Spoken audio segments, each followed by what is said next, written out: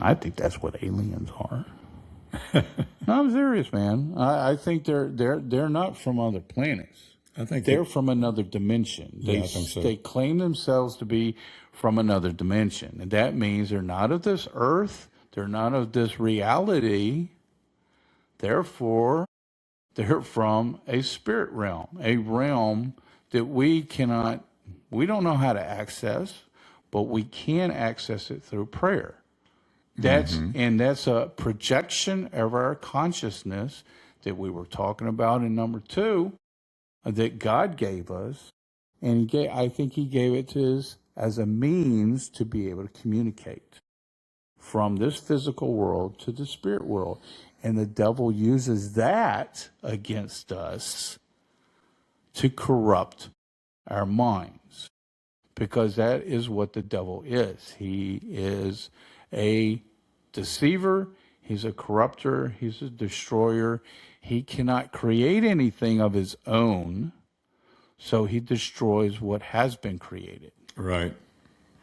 I think that's his primary, that's like they used to say about, what was it, that terminology that they use in the old Star Trek series? Modus operandi? No, it was prime directive. Oh, the prime directive. Don't influence or intervene in life forces on another planet. The prime directive. You can't influence some other culture. Right. And so we see the devil doing that.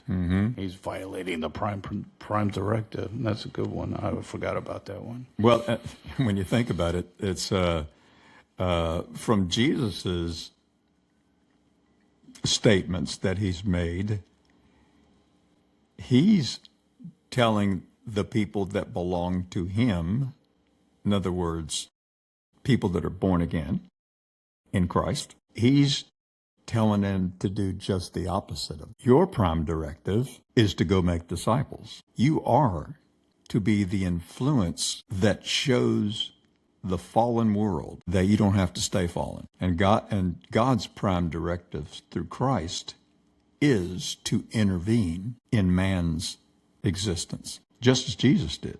So he wants to save us from this corruptive programming that's trying to invade our brains. It's Jesus' prime directive, redemption. I like that, Bob. Because the other thing that we were talking about in part 2, I'd like to elaborate. So when we was talking about these captive thoughts, these thoughts that are intervening in our lives, not just mine and yours, it's every human being on this planet suffers from this, is a object of this corruption. Or benefits from it. It's not just invading thoughts, it's intervening thoughts. Well, that's well said, because if you were to listen to what I just said, you would think that we always have horrible thoughts in our minds all the time. But that's not the case. Yeah. I mean, you do generous things. And so you love your family. Exactly. You love your friends. So it's not always bad thoughts, but you where did that bad thought come from? When you do have it, right? You have that moment where you're like, what was I thinking when I did X, Y, and Z? And I was like, that's not me. That's not who I am.